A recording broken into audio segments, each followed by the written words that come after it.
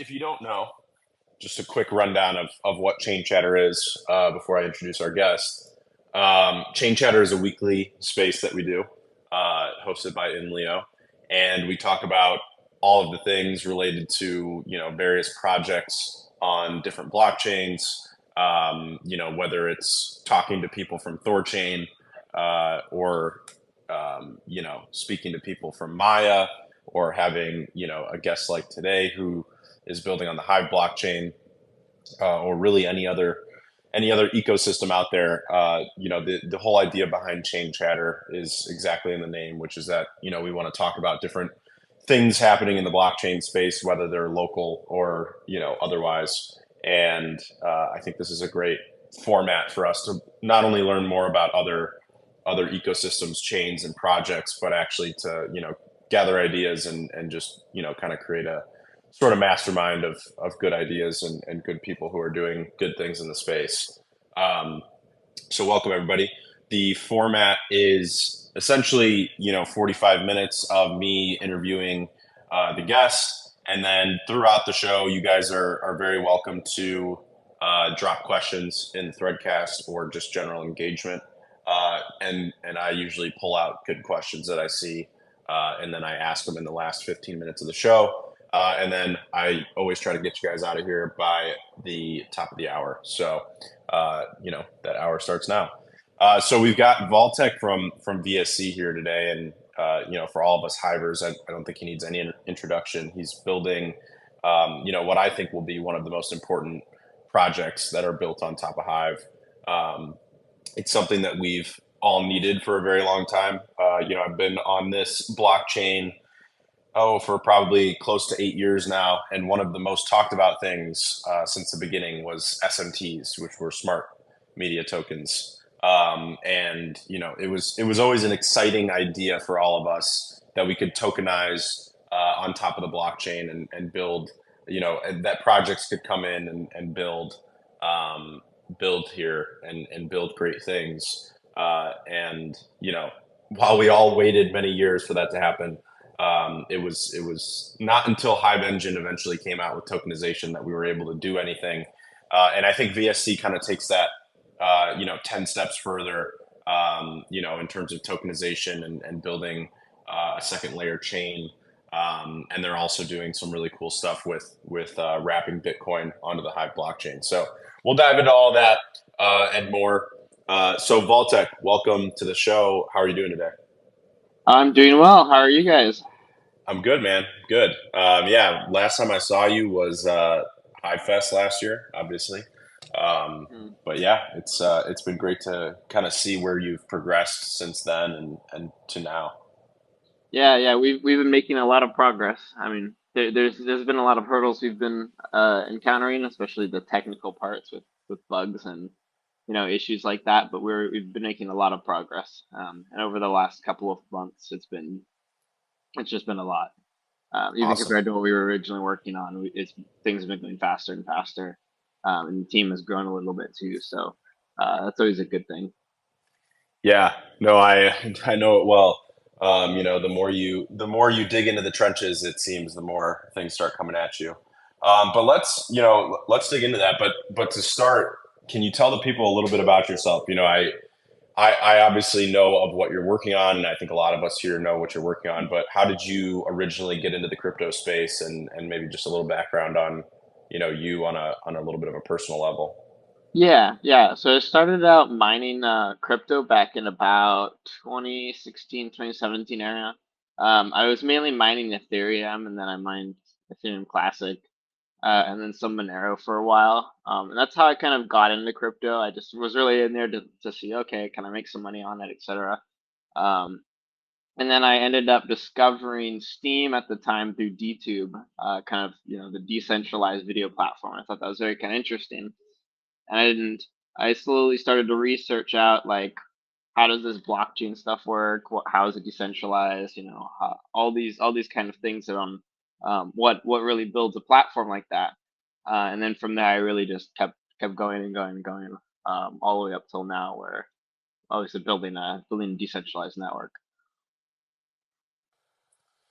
So, what do you think set Steam and obviously Hive today, what do you think what do you think set it apart for you in terms of other blockchains? Like I think you could have easily looked at something like Ethereum or any other chain out there and decided to build there. So what is if you had to pick out say one or two key things that brought you here and kept you around, what would it be? I think the part of SocialFi really kind of started for me because it wasn't really, it didn't feel like a blockchain. Like you go on the site, you post some comments, you like some videos, you interact with some posts. It's not really like you're on a chain necessarily. I mean, you are on a blockchain, but you're there for mainly there's other people that you're trying to interact with. Um, and I think that's a different kind of thing from what all the other chains are doing, where it's like you have a big long wallet address that you can't really recognize, and then you have to buy like a domain separately.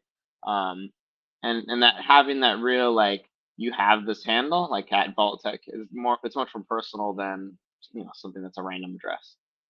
So I thought that was very interesting to me. And on top of that, there was a lot of layer one features that actually were quite unique at the time, like the ability to have multiple keys on your account for like security reasons, being able to delegate permissions to other accounts, um, and just do a lot of kind of lower level things that other chains don't really have, or you need to have like a smart contract for them. So that was definitely something that stood out to me, and then all the social kind of social fi aspects around that were pretty interesting for what it's done. Yeah, and what do you think, if you had to, sticking with this conversation about Hive and the way it works, if you had to pick out one key thing that you think Hive, is missing, and I'm sure this will kind of lead us down the path of BSC, but if you had to pick out one key thing that you think Hive is missing for mass adoption, what do you think it would be? On onboarding, streamlined, secure, decentralized onboarding. That's where we're lacking. And in your opinion, what does that look like? To me, what it looks like is the ability for someone that is on a blockchain already, like on Ethereum, on Tezos, on Polygon, on Solana, to go on the Hive, log in with their wallet, and they can get Hive.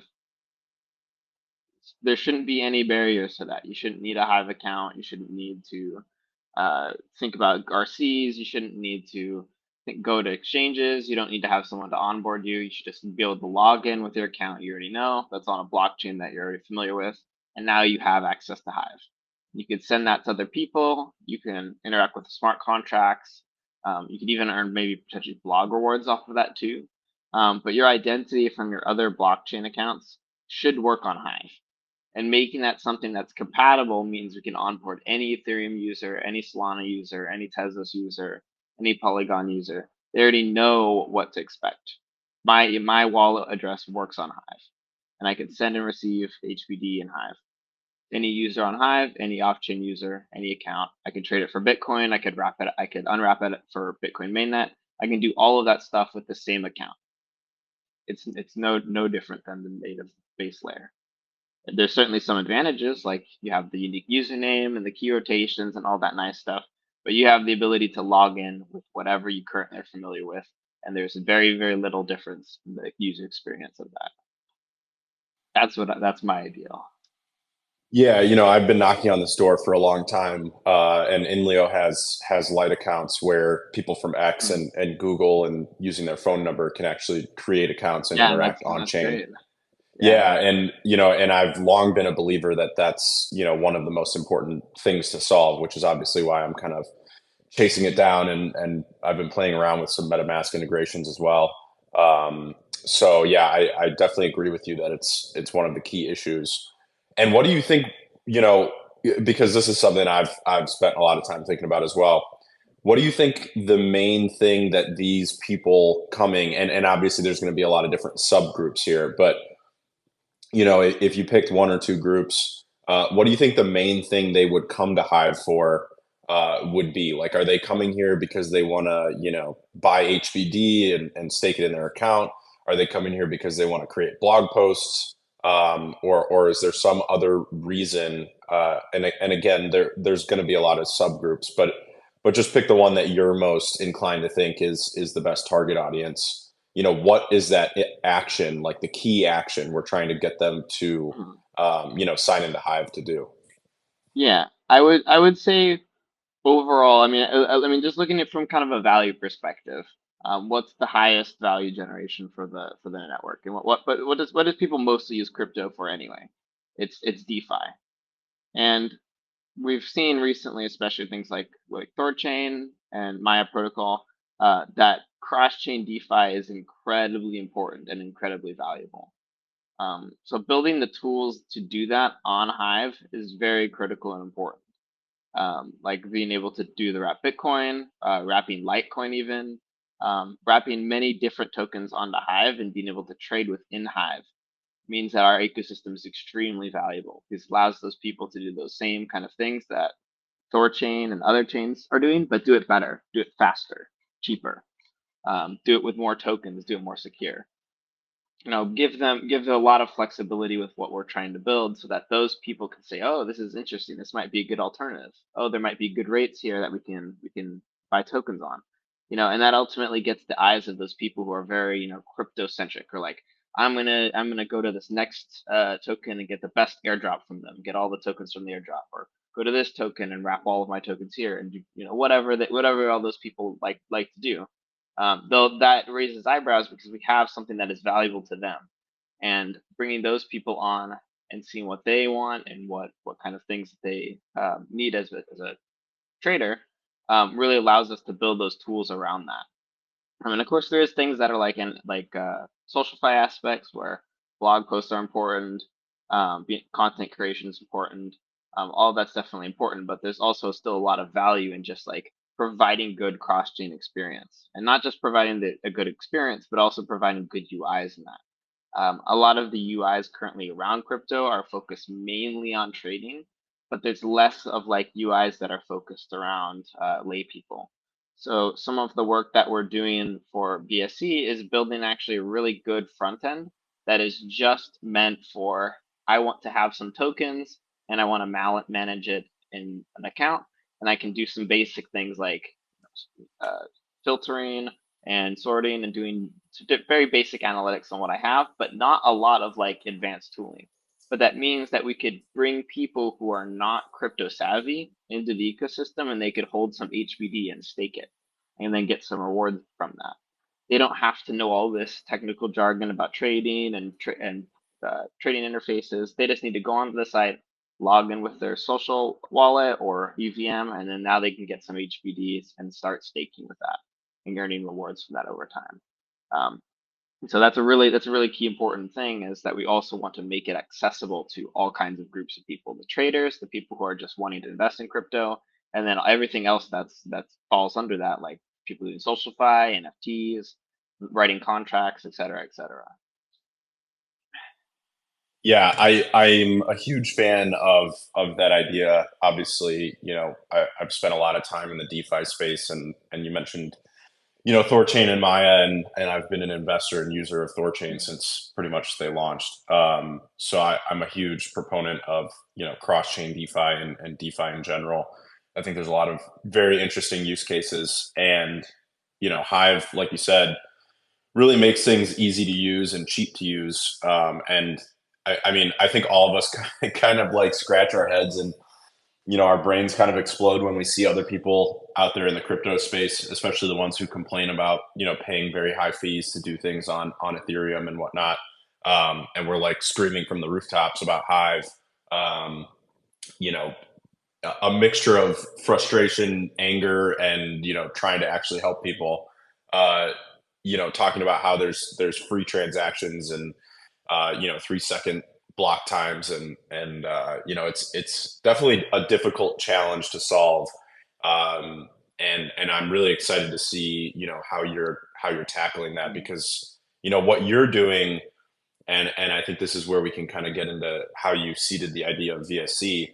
But what you're really doing is trying to bring the DeFi features onto the Hive blockchain, as opposed to telling people, hey, ditch your blockchain and come to our blockchain.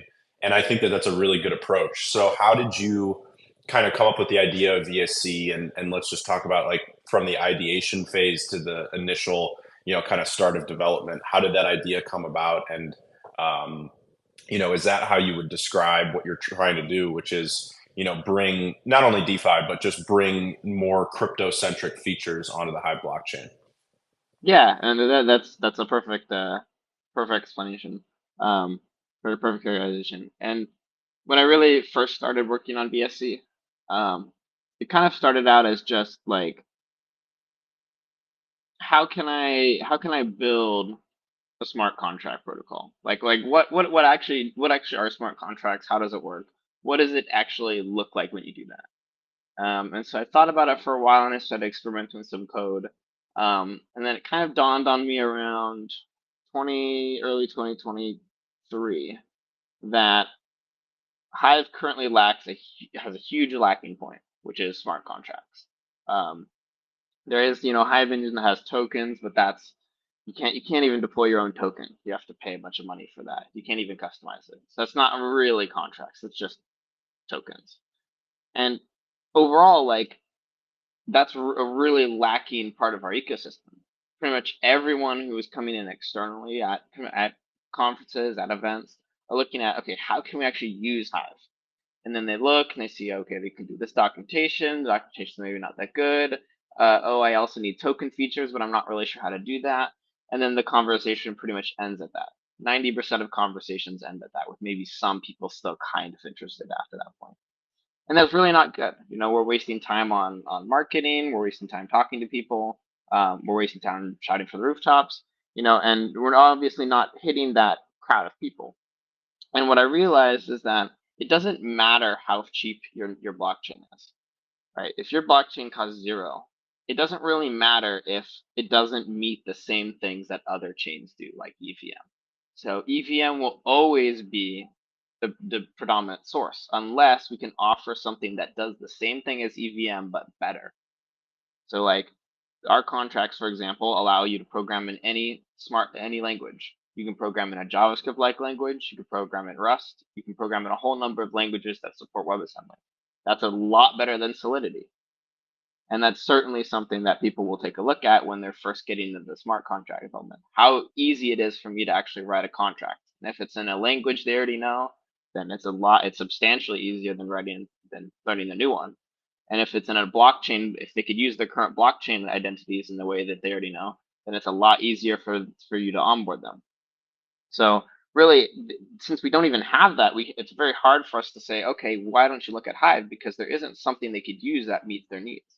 But as soon as we meet their needs, the whole game changes, because that means they can actually use the product, they can see how it works, see how fast it works, see how inexpensive it is, and that's a whole different conversation once you get to that point where you're meeting them at like, here is what we've built. That's exactly what you want, but better. Yeah, and would you say that VSC, if you had to pick a target audience, would you say that VSC is more targeting the developer economy, or are you targeting the users, like the end users?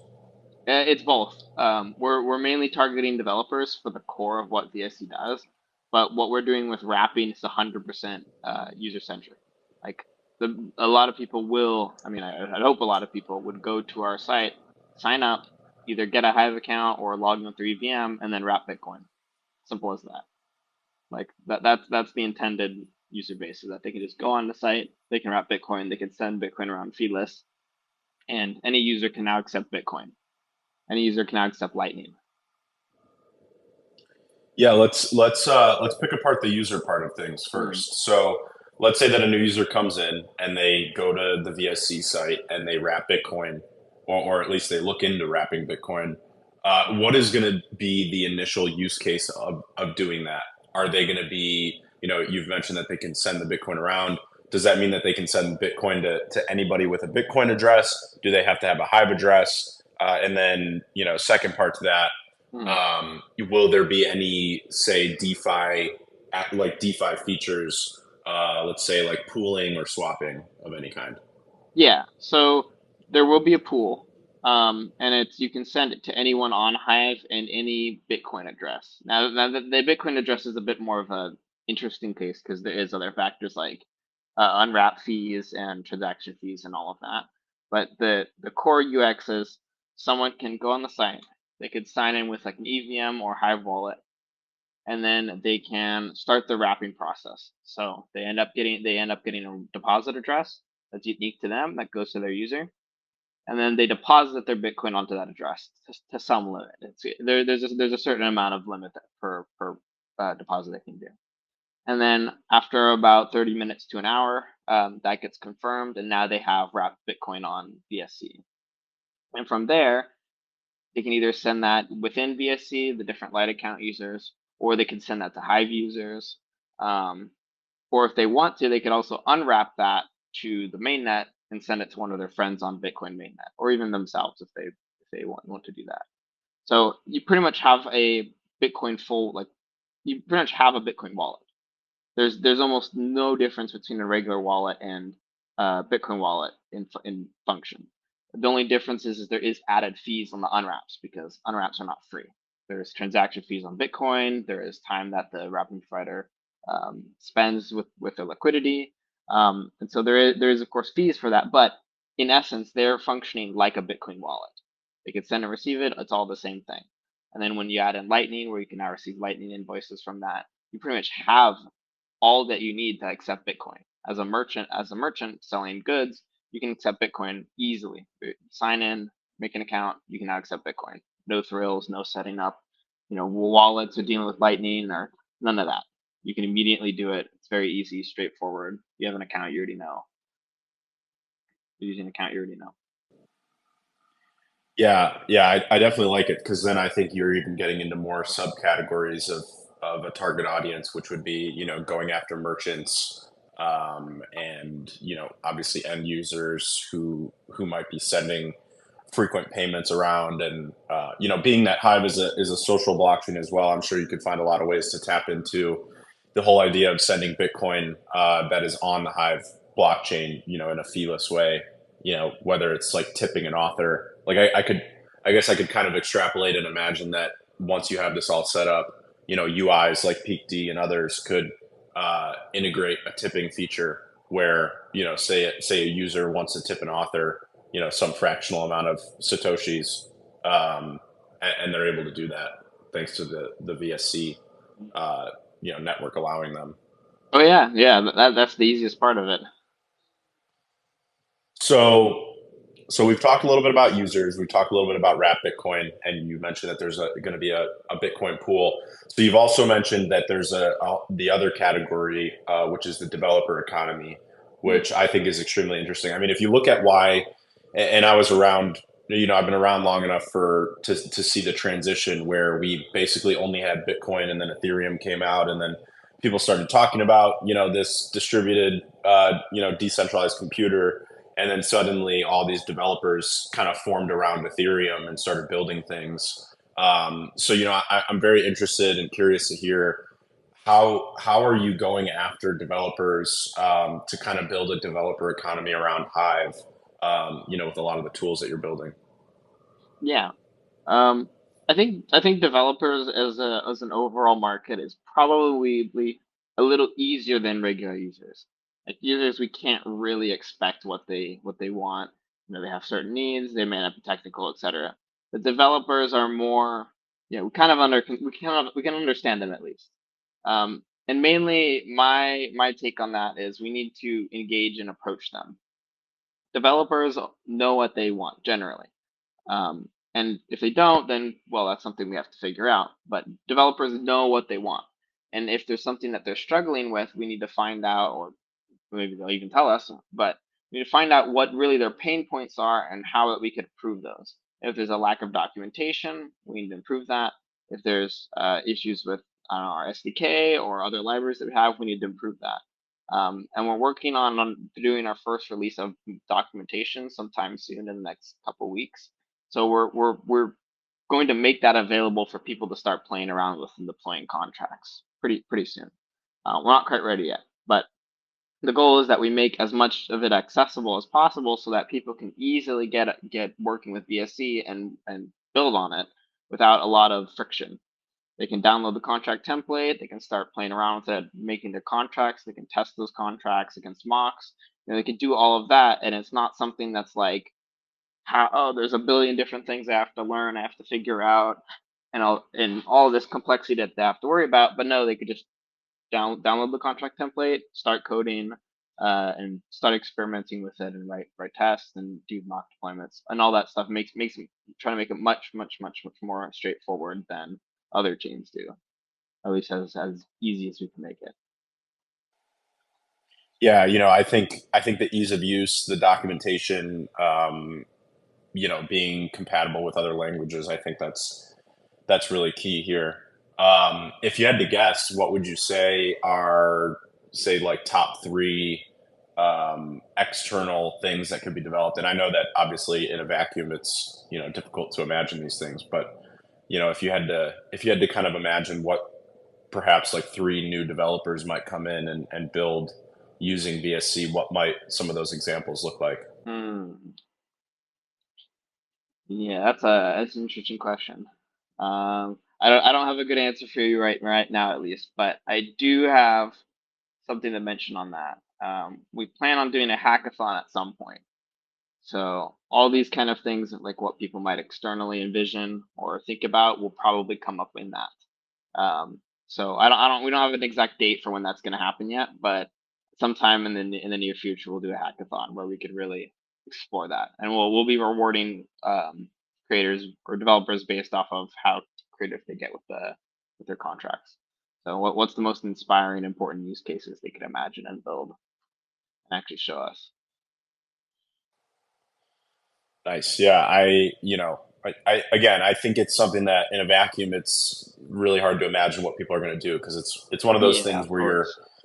yeah, you're building really fundamental tools and you're putting them out in the world, and then people are going to take it and run with it in directions you kind of can't imagine. And whether you're looking at Bitcoin with what Satoshi built, and now what what is formed around it with thousands of tokens and all these different economies that have popped up. I don't think he envisioned any of that either. So I think it's one of those things where you just make the tools and you let people run with it, and I'm sure some really interesting things are going to come out.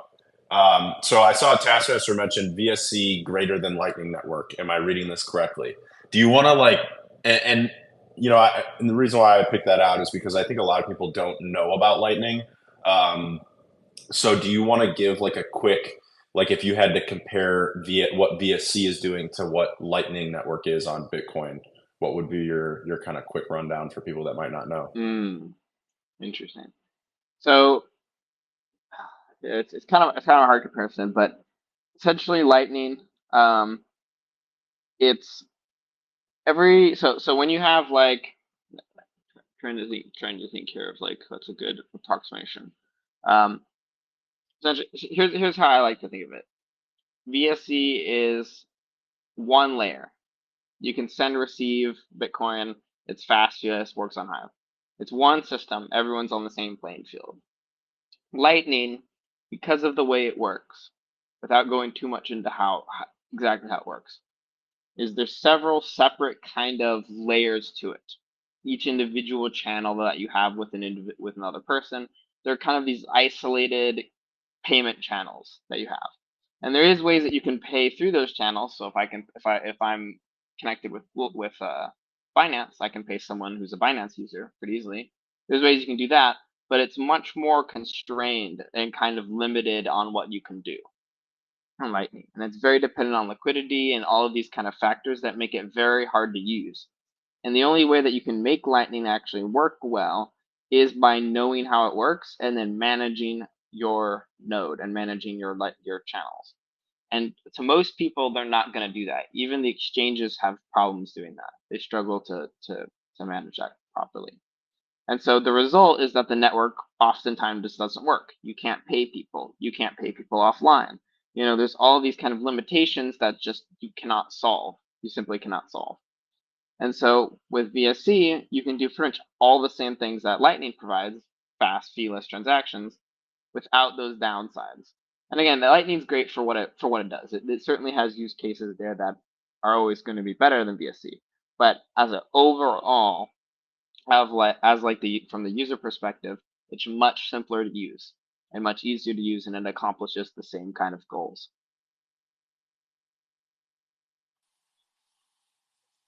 Yeah, and I want to dig in now a little bit on the tokenization side of things, because I see a lot of people are asking about that, and obviously it's a very local curiosity around these parts when it comes to tokenization on Hive.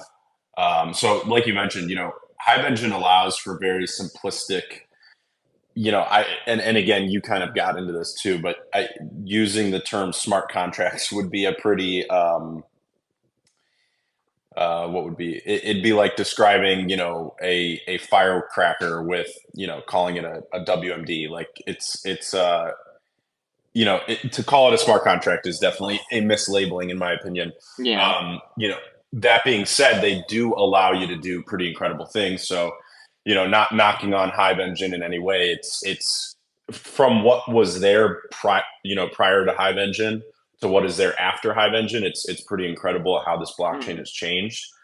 Oh That yeah, being for sure. said, yeah, that being said, the door you're knocking on is something where you can actually have customizable tokens, customizable Hmm. smart contracts where people can come in and really deploy anything that their imagination is the only limit of what can be Hmm. deployed.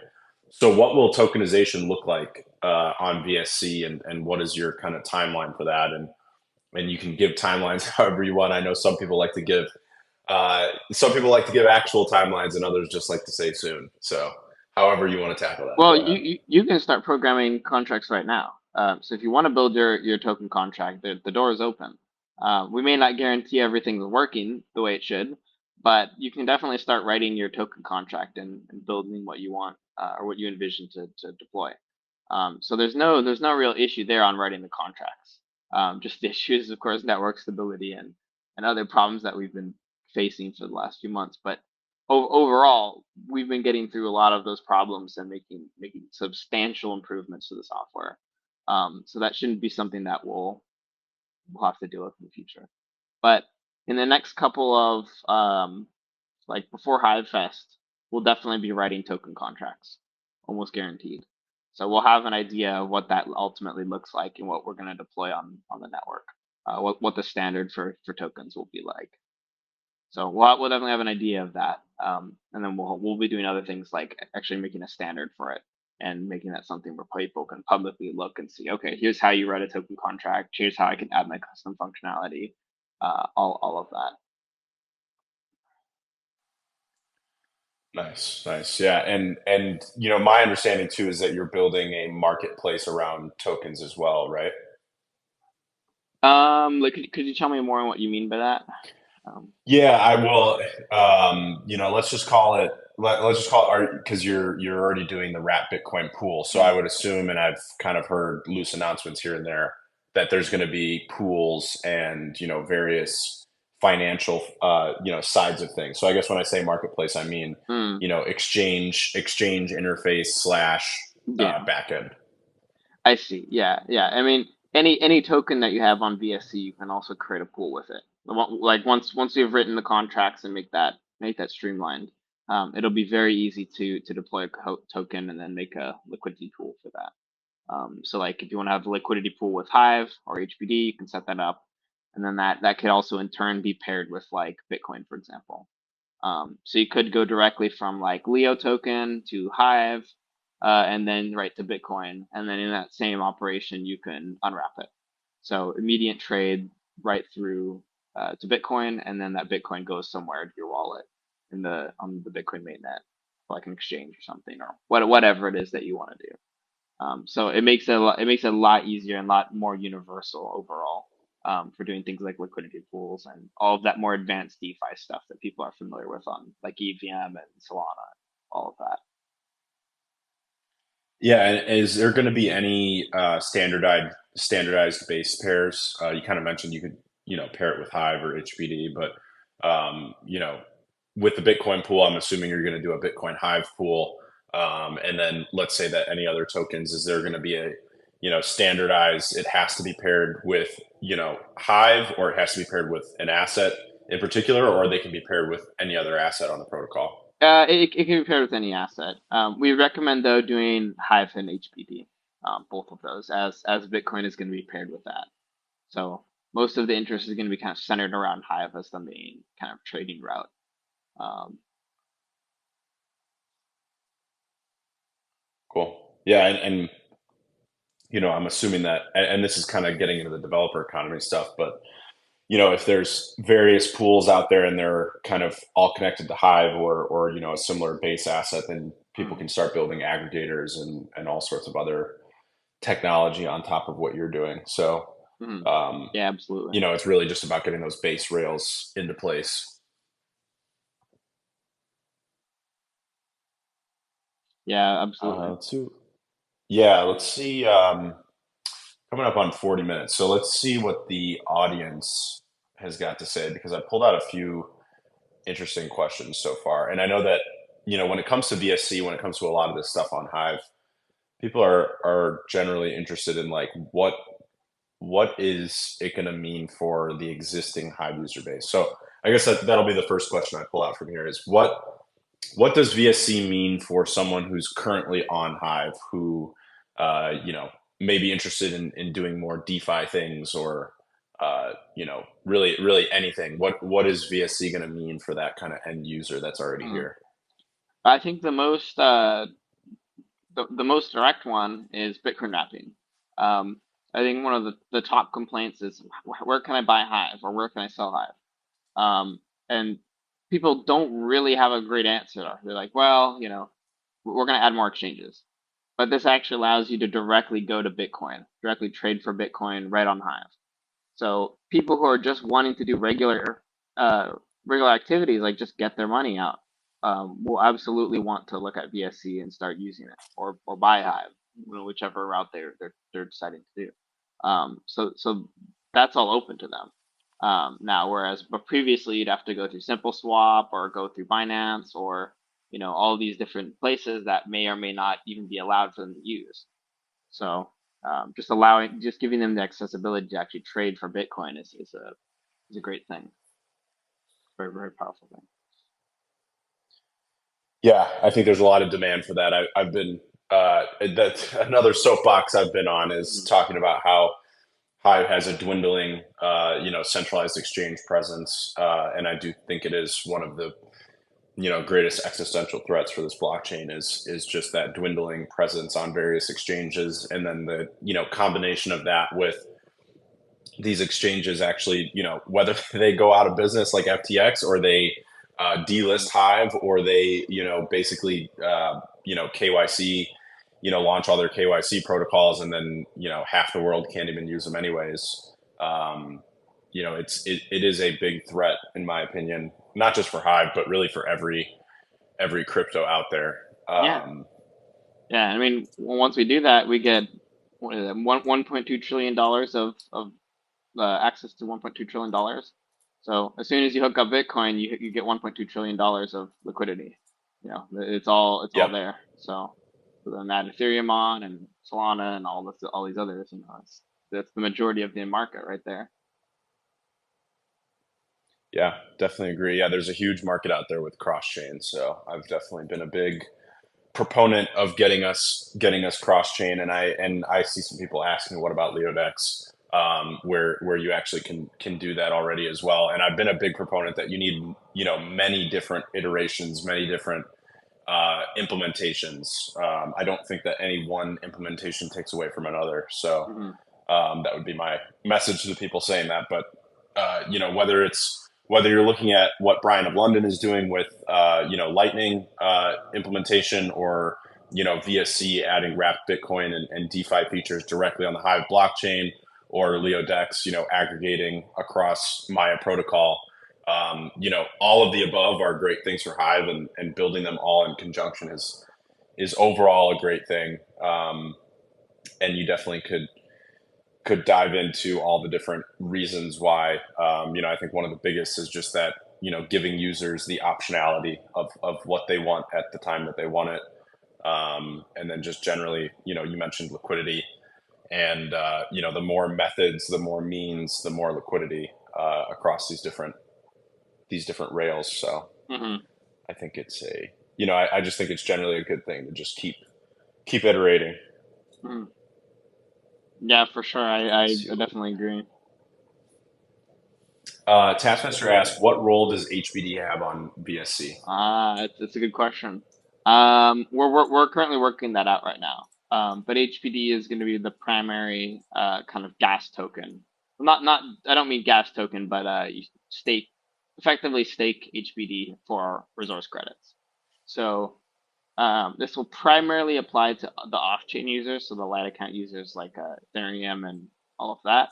But HBD, by holding HBD, that gives you the resource credits to work on BSC. And that might also apply a little bit to Hive accounts, but we're gonna figure out the exact details of how that looks. But for sure, I can say that for the off-chain users, that's going to be very important to have a little bit of HBD, like $100 or so, in order to interact with the platform. Can you dive into that a little bit more? So basically, a user comes in from, let's say, Ethereum, and they want to interact, and they're already very familiar with the idea that they have to buy ETH and have it in their wallet to transact on call it their home blockchain, Ethereum. So that will look kind of similar for them from their perspective. That okay, I want to use this Hive blockchain to do X Y Z, wrapping Bitcoin and transacting. So I need to buy like you said, 100 HBD. So does it look like the onboarding process is like they go to VSC and then they're like, okay, buy 100 HBD with Ethereum or Bitcoin or whatever they've got, and then they can start transacting? It'll we don't necessarily so you don't necessarily need to actually have HBD directly. You'll be able to do this thing called instant RC delegations, where it's basically another user, like a platform provider or maybe even a friend. They give you some RCs, and they can either do that as like a long form commitment, like how Hive currently works, or instant, which is on a per use basis. And so they can give you some RCs on your behalf. For some users, they don't even need RCs at all. They could just have the tokens. And if they need any more RCs for like more advanced things like NFT mints or bigger operations, then they can actually get some HBD for that. But for most users, they actually don't need to worry about that as much. For the advanced users, yeah, but they'll already know about that to begin with.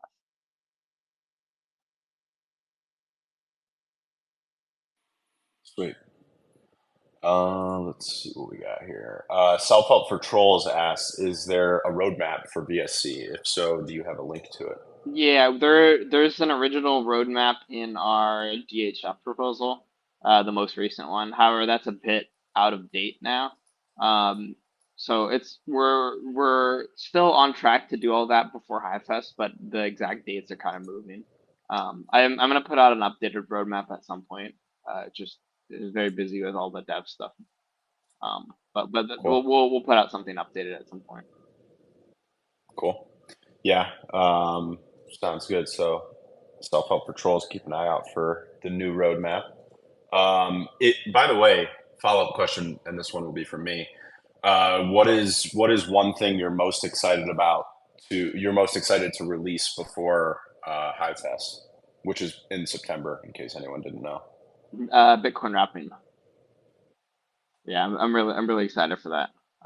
Especially with the amount of engagement we got last time around when we did our we essentially did a Twitter space where we gave a bunch of people some demo Bitcoin.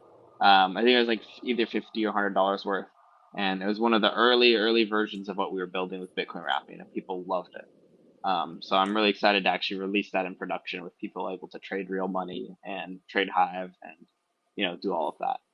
So I'm really excited for that. Um, So you're saying before Hive Fest or by Hive Fest, you'll yeah. be able to wrap Bitcoin, and will you be able to also trade Bitcoin on BSC's exchange? Yes. Yeah. Trading is a requirement for Bitcoin wrapping to work. So yeah, trading will be possible as well. Cool. So that's what you got to look forward to, people. You'll be able to wrap your Bitcoin, you'll be able to trade it. Um, Skip TV ads asks, are any apps besides V4V app uh, waiting for VSC to be done so that they can launch? So I guess the paraphrased version of that question would be, are there any apps that you know of that are gonna build on VSC that haven't started yet or haven't released anything yet Oh yeah, because they're waiting for the yeah. network. A couple of them have shown interest. Yeah, so Cool, we'll definitely want to prefer that some more. cool. Taskmaster said, "What does it mean by saying that having wrapped Bitcoin on VSC basically makes it more efficient than Lightning Network? What are the advantages?" Um, you don't have to manage channels, so you don't need to deal with the complexity of Lightning. All you really need to do as a user is just make an account, right? You make an account, you get your Bitcoin, you could send it around. No thrills, no complexity, no managing channels, nothing. It just works, and it's just as fast as Lightning. Cool. Taskmaster also asked, "What does BLS support do for VSC, and why is having that at the base layer important?" Yeah, so that's kind of on our more technical changes. So we made a suggestion to the Hive core team to integrate BLS, which is in short, it's a technology that allows signature compression. So all those signatures that you have on Hive when you sign a transaction, those are pretty large. In fact, the signatures you put on Hive make up most of the transaction size. And that's kind of a problem when we have a lot of signers. And for VSC, we have um, about 28 nodes active right now. And as that grows, that means our transaction sizes for the Hive stuff get larger. So these changes allows us to do even larger number of signers in the realms of like hundreds. So ultimately what that means is that it means our network is very secure. We have hundreds of signers that are on the layer one that are actively signing and holding coins for VSC, and it eliminates that counterparty risk that everyone hears about with layer twos. So with that support, it pretty much fully eliminates the counterparty risk. As long as VSC is secure, the multisig and all the assets on VSC are secure as well. So I think that's pretty important for as a layer two to have our native assets secure. Security is definitely not something to skimp on. Speaking of security, how does the node architecture work on VSC? I think you mentioned there's 28 nodes. How does that work? So right now it's anyone can join in. So they can run a node and enter in their Hive details. It registers. It does all of that. And then after about 6 hours or so, once their node has been active for a little bit, their node will become part of the election, which is just the time periods that indicate like what's our active group of nodes. And then from there, they could start signing and creating blocks. And as they sign more blocks, they get a little bit of a higher score. And if they don't sign enough blocks, then they get a lower score. And that helps kind of balance out the network. Um, and so then later on in the near future, we'll introduce staking for consensus. So in order for you to run a VSC node, you actually need to stake some HBD. And then depending on how much HBD you have is a different amount of consensus participation. Will you have slashing at all? You mentioned that there's kind of a point system, but is there also going to be slashing if nodes There have to stake will HBD? there will be. Yeah, it's a little bit different from slashing that might be on like Ethereum, for example, but it's like intrinsic implied slashing. So if, for example, your node does not behave well, like it doesn't produce enough blocks or it doesn't sign enough blocks, what will essentially happen is your node just loses rewards. So you're not going to lose the funds direct. Like you might not lose a ton of funds, but you will definitely lose rewards. And maybe some percent of your funds, but it's not like you lose everything. So it's just a percentage of the amount of rewards that you could have gotten that you just don't get. That also in turn make kind of your profit for your node. We'll have more information on how that exactly looks for regarding that. We haven't quite made any decisions yet on what that's going to look like.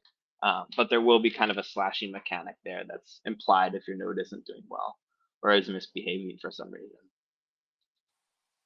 Yeah, yeah. I always think that having some sort of financial disincentive is definitely a good thing. Whether it's and that even exists on Hive, where if you miss blocks, you're obviously not getting paid. So Yeah. yeah, I think that's just kind of implicit in any node design. You have to have some sort of disincentive. Let's see what we got here.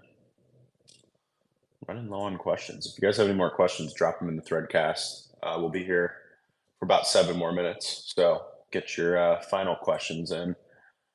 Um, Skip TV ads said, I've been interested in this project since they started. From my understanding, it will make it possible to implement smart contracts and easier development on Hive, and I hope this can bring more developers to the ecosystem, which we kind of talked about a little bit, but Mm. you know, generally, Taskmaster is also mentioning about financial applications that can come about. So you've kind of already mentioned a lot about smart contracts, but again, do you have any other ideas in terms of financial apps that might be useful on top of Hive using VSC smart contracts? There's talk of like doing HBD bonds. And we're kind of exploring that a little bit and just how like HBD generally functions on VSC. So doing things like HBD bonds would be a good example. Being able to write like a contract that can do something like that would be really cool. But we need to figure more of like, those exact things of what people can do regarding like HBD and Hive. But uh, yeah, that's definitely one I've heard a lot of interest in at least. Yeah, and like you've mentioned, what you're building is essentially fully customizable smart contracts. So in theory, it's not just up to your team, and any team could come in and say, "Hey, I want to build, collateralized lending where someone can deploy some HBD and then borrow against it, or maybe make a contract where, people can deploy Hive into the vault, call it, and then borrow HBD against it, and that's Hmm. in theory possible because of the full customability Hmm. of the smart contracts, right? Yeah, yeah, absolutely. That's all open to you. Um, yeah. So Taskmaster, if you want to see, I know he's always hammering about Hive and HBD bonds. If you want to see bonds, it sounds like you could design your own bonds as well. Um, Ahmad Manga said, "Can you re-explain VSC for those who came here late?" Uh, you know, can you just? We obviously don't need to go all the way back through it, but Yeah. if you were stuck in an elevator with, let's call it Vitalik Buterin, and he asked you what VSC is, what would you tell I would say we're building layer two smart contracts on the Hive blockchain, and we uh, utilize light accounts for easy onboarding of EVM users and users from other blockchains. And we have a decentralized validator system to ensure it's secure, and a multi-sig on the Hive side that ensures we can bring assets from Hive onto layer two. Quick elevator pitch. And it's fully him? Yep. customizable too, so you can customize your own contracts. And ding, the elevator ride is done, and I think he's bought $10 million worth of Hive. Um, I don't know if we got into this, but how are our VSC nodes paid? Where do the block rewards come from? Yeah, so that'll be predominantly through the light account fees. This is also something we're still working at and still very much in flux. But the goal is that every light account user effectively generates a small amount of value from that HBD they bring onto the platform and HBD that they're staking. And that is ultimately used to pay the node operators and any other fees that we take at a network level. I personally like the approach that I mean, as a network, it's your job isn't to collect money directly from the user, like through either unwraps or deposits or all of that. You shouldn't really need to take a fee. So like when someone is just bringing money onto VSC, like bringing Hive into VSC, why should you take a fee for that?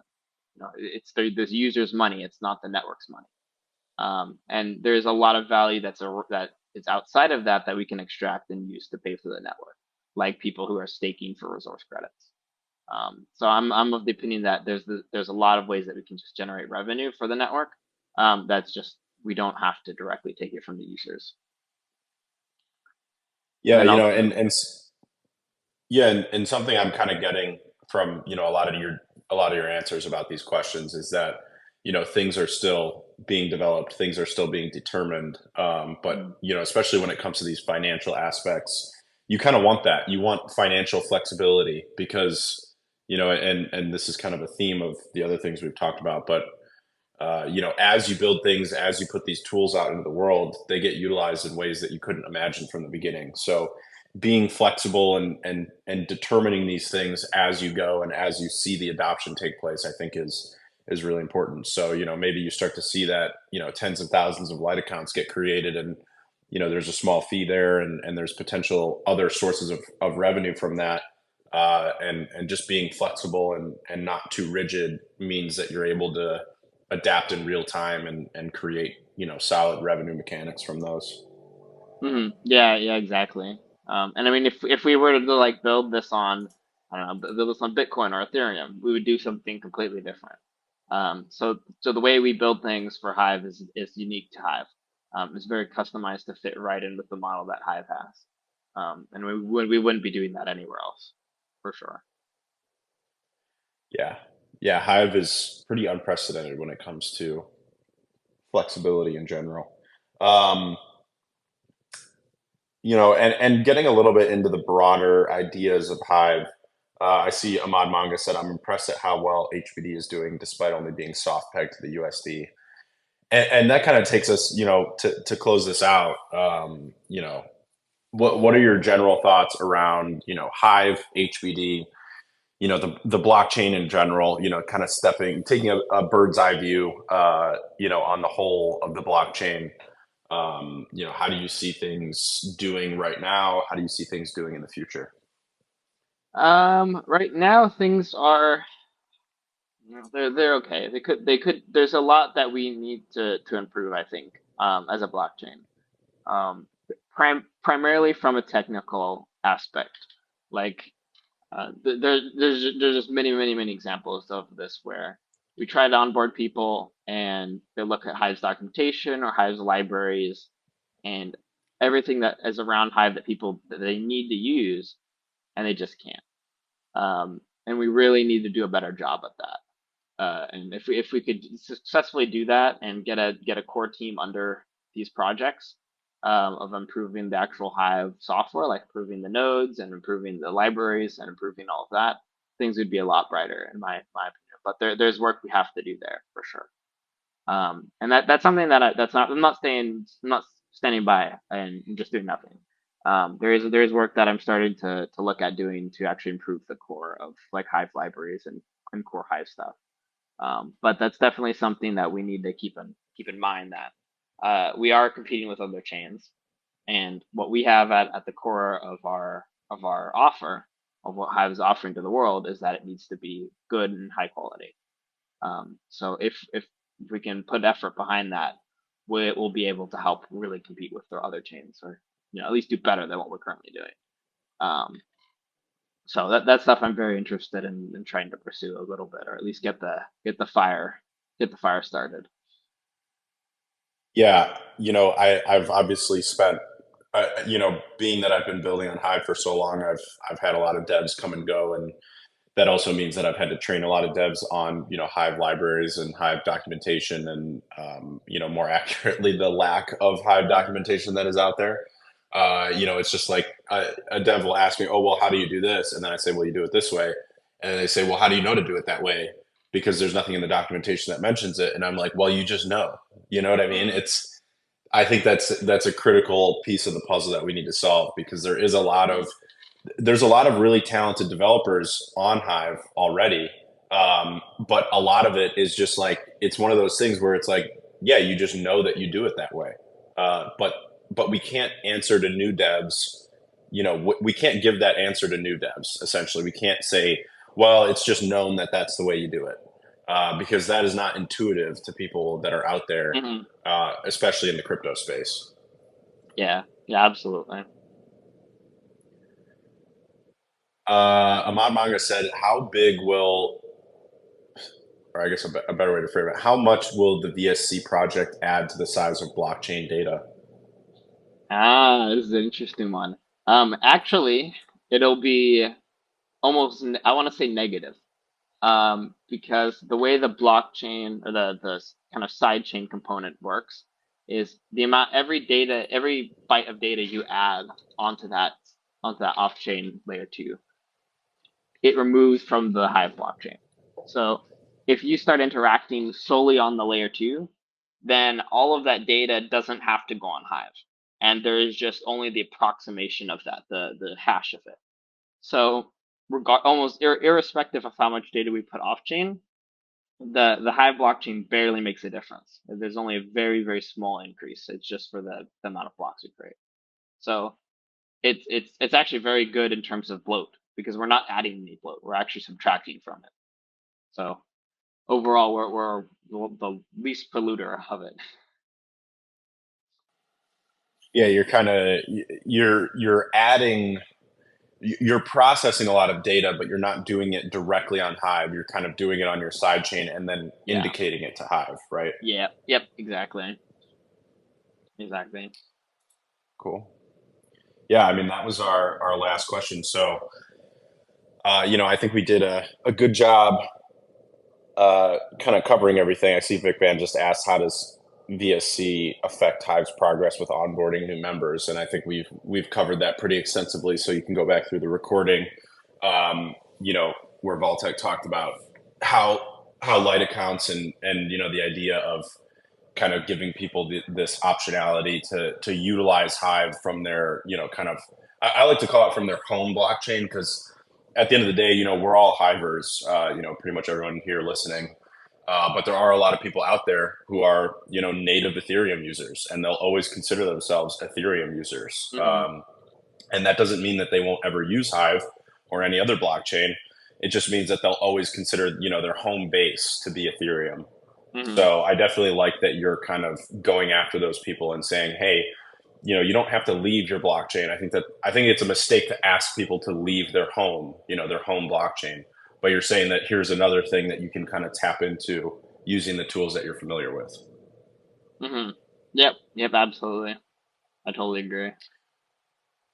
Sweet. Well, thanks for coming on. And if you had to send the people to some different places to follow and support you, I know you've got a DHF proposal, so everyone should definitely go out and vote for that if they believe in the things you're building and doing. Which I think if anyone here is interested in Hive growing, they should be a supporter of you. But where else do you have to send the people? Yeah. I mean, our Hive blog is good. So vsc.network, and also our Discord server. I engage with everyone on the Discord server. So if you have a question, I will almost certainly respond to you within about, I don't know, a day or so, or even less. So if you ever have any questions, you can either send them directly on Discord or directly on the Discord server. Either I will answer or one of our team members will answer. So we're very open. Ask any question. Um, the harder the questions, the better. Yeah, and then also we have our website too, vsc.eco. So you can go there as well for any more information about it. We also have a docs page, but that's more in progress, so I'm not going to advertise that really yet, but it's definitely available for some people to look at if they're willing to look at really bad stuff. But it's there. Awesome. Thanks, Valtech. I appreciate you coming on, and I'm really excited to see how this progresses, and hopefully talk to you soon. I definitely know we'll be talking and seeing each other at Mhm. Hive Fest this year. So, um, yeah, I'm really excited about what you're doing. So keep grinding, keep pushing forward. Yeah, yeah. Thank you for having me, and I really Of appreciate these course. spaces. They help out a lot. So Yeah, man. it's a great honor to be on. Awesome. Thank you. Well, we'll have you on again soon. Hopefully, maybe before Hive Fest. Maybe we'll have Mhm. some big wrapped Bitcoin news before then. Yeah, yeah, for sure. Are you gonna doing any other events before iFest, or are you mainly just focused on that? Mainly focused on Hive Fest. I'm talking to Eric because we're Mm, considering doing something for the anniversary of Leo, which is on July 3rd, which is now very close. But I wanted to do something like a little bit of like a digital conference. So mm. actually, Eric and I will probably reach out to you about that privately. And then I think I might be at Rare Evo, Yeah, I was which about is ready to mention Rare Evo. Yeah, I'll yeah. probably be in the area, but I'm not confirmed yet. Um, Okay. so Yeah, I mean, we definitely could touch base about that because I'm supposed Yeah. to be in the area at that time, and then a few people asked if I was going to be there, both from Hive and from Hmm. Maya. So I may end up going to Rare Evo, and then there's a few other conferences kind of all around the same time as Hive that I might just do a quick circuit through. Okay. Yeah, it definitely. If there's anything that you are planning to go to for sure, then let me know. The only one I know about is Rare Evo right now. And of course Hive Fest. So there's that. Yeah. Yeah, If there's anything easy that I can do, I'll definitely look at cool. going. Yeah, absolutely. Yeah, Eric and I will definitely be in touch with you, and we can see maybe if there's some coordination we can do. Hmm. Especially if you're in the area already, that definitely makes it easy. Hmm. Yeah. All right, sweet man. Well, thanks for coming on. We'll talk soon. I know everyone appreciated hearing from you. Yeah. Thank you. All right, see ya.